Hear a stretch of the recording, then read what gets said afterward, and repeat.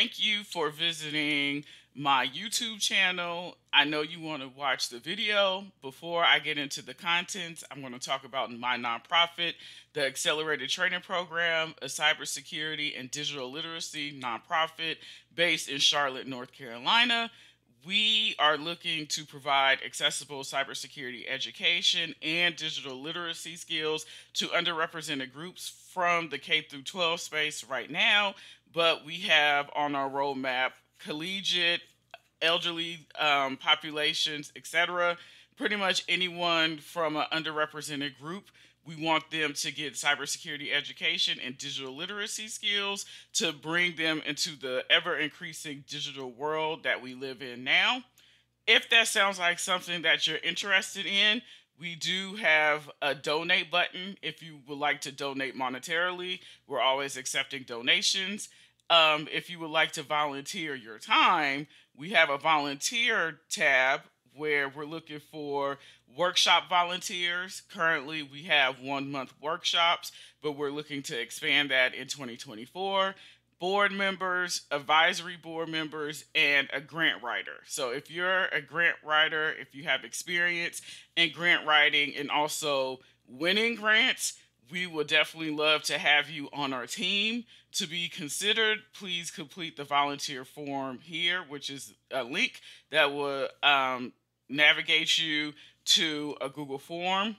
And again, we're a cybersecurity, digital literacy nonprofit, and we would love to work with you if that is your passion as well. Thank you. Have a good day. And now the video is going to start. Hello, and welcome to another Advent of Cyber 2023 room. We're on day 18. Today's the 18th, so I'm being good. Eradication, a gift that keeps on giving. So let's start the machine. Okay, and it's going to start in split screen. And let's go ahead and read. McGreedy is very greedy and doesn't let go of any chance to earn some extra elf bucks. During the investigation of an insider threat, the blue team found a production server that was used unexpectedly high resources. It might be a crypto miner. They narrowed it down to a single unapproved suspicious process. It has to be eliminated to ensure that company resources are not misused. For this, they must find all the nooks and crannies where the process might have embedded itself and remove it. So in this video, we're going to learn how to identify the CPU and memory usage of processes in Linux, kill unwanted processes in Linux, find ways a process can persist beyond termination, remove persistent processes permanently. So in this video, we're going to use the VM and the split screen. Okay, identifying the process. Linux gives us various options for monitoring a system's performance. Using these, we can identify the resource usage of processes. One option is the top command. This command shows us a list of processes in real time with their usage. It's a dynamic list, meaning it changes with the resource usage of each process. Okay, so we need to wait for the machine to start, but we can keep reading. Let's start by running this command in the attached VM. We can type top in a terminal and press enter. It will show a similar output. So it will show all the processes. PID is the process ID, the user, virtual CPU in percentage, memory in percentage, the command in time. Okay.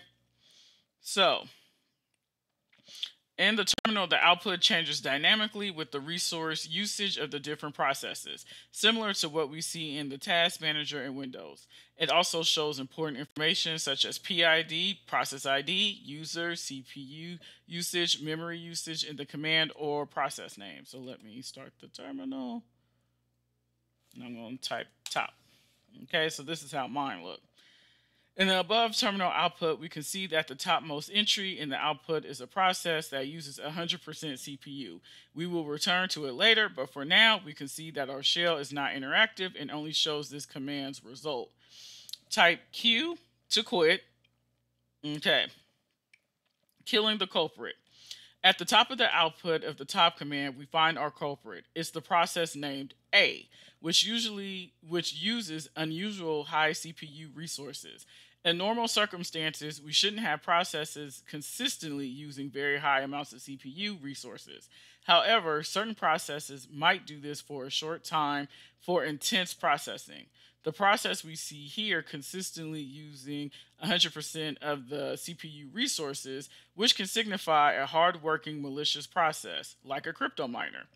We see that the root user runs this process.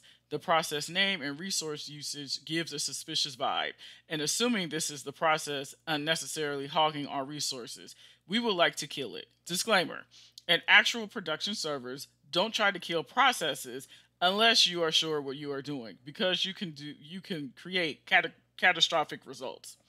If we wanted to perform forensics, we would take a memory dump of the process to analyze it further before killing it, as killing it will cause us to lose that information. However, taking a memory dump is out of scope here. We will assume that we have already done that and move on to termination. We can use the kill command to kill this process. However, since the process is running as root, it's a good idea to use sudo to elevate privileges for killing this process. Let's try to kill this process. Note that you will have to replace 2062 with the PID that is showing in your top command. So mine is 657. So if I say sudo kill right here for A, and if I press enter, here we have given the process PID as the parameter to the kill command. We don't get any error as the output, so we believe the process has been killed successfully. Let's try running the top command again. And no, it's still there. So we didn't kill it. Whoa, the process is still there. Did our command not work or what? Wait, the PID has changed as well, and so has the time. It looks like we successfully killed the process, but it has been resurrected somehow. Let's see what happened. Okay, so we need to check the cron job. Our first hint of what happened with the process will be in the cron jobs. Cron jobs are tasks that we ask the computer to perform on our behalf at a fixed interval. Often, that's where we can find traces of auto-starting processes. To check the cron jobs, we can run the command cron tab L. So I'm going to quit. Oh, no, quit. Okay, cron tab -L. A nice description is shown in the comments, lines starting with the hashtag character and the below terminal that can help us understand the cron jobs format, followed by the cron jobs that are currently active, lines without the hashtag or the pound symbol. So for instance, the only lines that are that will actually run are these. So it's saying reboot sudo as run user Ubuntu on the VNS server. And then this one is Python 3 WebSocket and then WebSockify on localhost, and we're exposing port 5901. Okay. Well, it looks like we have no luck finding our process here. We see that the only cron jobs run by the user are about running a VNC server. But wait, the process was running as root, and each user has their own cron job. So why don't we check the cron jobs as the root user? Let's switch our user to root and see if we can find something. So we're going to say sudo su, and now we are root. So now if we say cron tab -L, looks like nothing is here. Let's see. Tough luck. No cron jobs running here either. What else can there be? Okay, let's check for running services. Maybe we should check for running services that might bring the process back, but the process name is quite generic and doesn't give a good hint.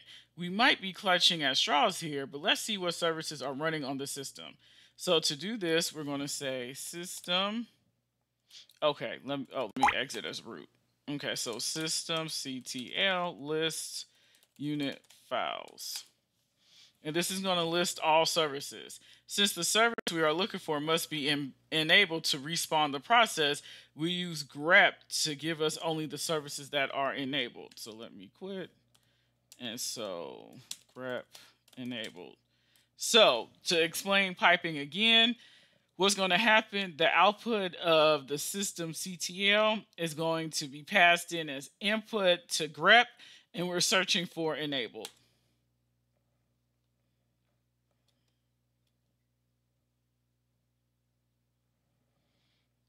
Okay.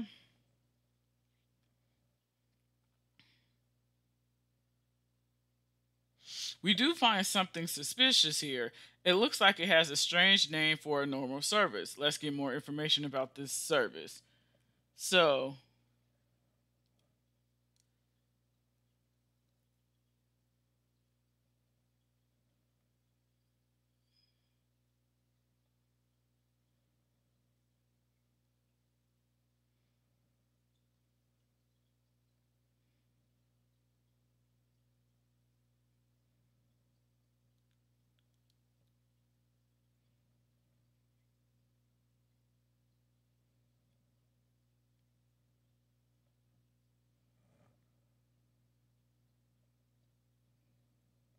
okay.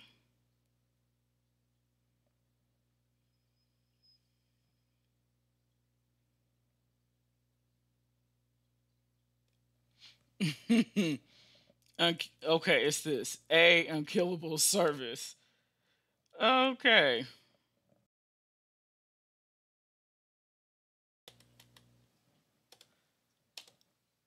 Okay. We can't kill. Okay. So let's okay, hold on. Okay, we did find something. So here, A unkillable service. Okay. We don't die, we multiply. That's from a movie. If you know the movie, comment below. Okay, let's get more information about this service, starting with checking its status. So we're going to say system CTL status, and then we're going to pass in the name. Okay. So, oh, we found the devil in the details. We can see that the service is running the process named A that we couldn't kill. What's more, the service is taunting us with a greeting message. We must kill this service if we are to kill this useless process. So, what is the message that it's sending? Oh.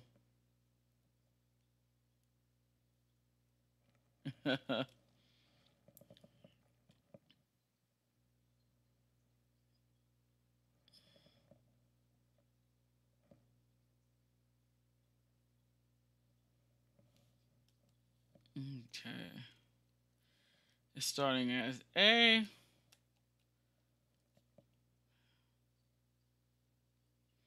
Okay, so it's saying Merry Christmas. That's not what we're looking for right now. Okay, so let's keep going. Getting rid of the service. So now that we have identified the service, let's embark on a journey to get rid of it. The first step will be to stop the service. We might need root privileges for that. So let me quit. Control C. I'm going to say sudo su. Now we're root. So we're going to say systemctl stop. We're going to try to stop the service. Let's go. Okay. Let's check the status again.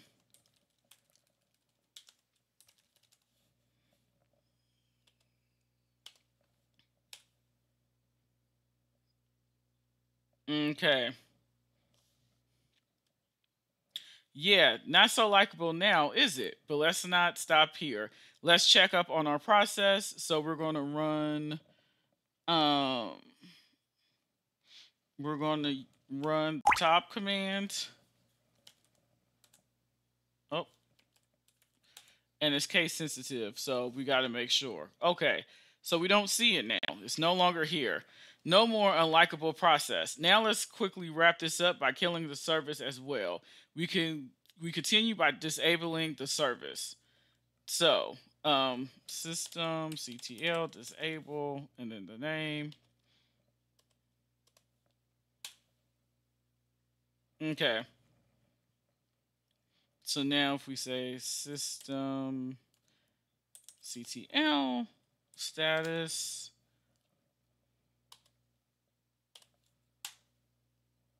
okay, we see, okay, it's stopped. All right, so we can see that the status is still loaded, but it's disabled. The problem is that the service is still present in the system. To completely eradicate the service, we will have to remove the files from the file system as well. Let's do that. Here, we see the location of the service is etc system d system and then the name. So, and the location of the process is etc system A. To permanently kill the service, let's delete the two files. So let me Control C and remove RF etc system D system A. Okay, RM RF etc system D system.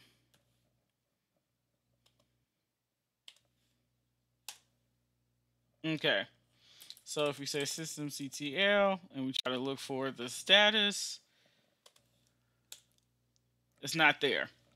Finally, we are now rid of the stubborn service that claimed to be unlikable. To wrap it up, we might run the following command to ensure no remnants are left. This will reload all the service configurations and create the whole service dependency tree again, meaning that if there are any remnants left, it will eliminate them. So let's do that. Daemon reload. Okay, and that means we can relax. The CPU usage is normal and the persistent process has been successfully eradicated. However, we still want to know who planted the process and what it did. We have already taken a memory dump of the process so that we can analyze it to uncover further information. Come back tomorrow to find out if our suspicions are confirmed. Okay, so where is the path?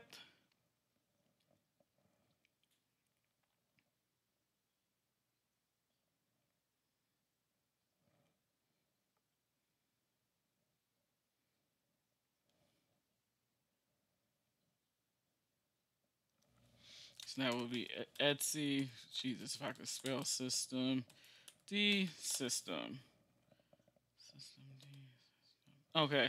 The malware prints a taunting message. When is the message shown?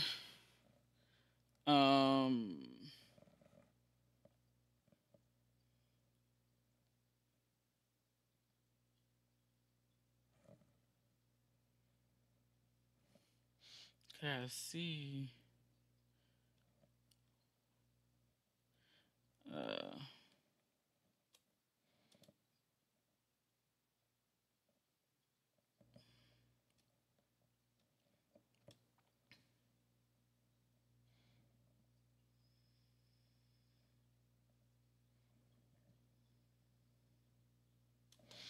Okay, because I want to say, it's not, yeah, it's none of the above.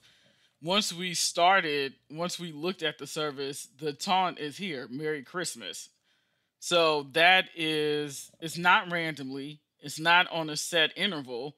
The set interval meaning like every 15 minutes, every 30 minutes, every hour, and it's not on process termination. Every time you invoke or want to view information about this service, you're going to see this message. So it's none of the above. It's always present. Okay. So if you enjoyed this task, feel free to check out the Linux Forensics room.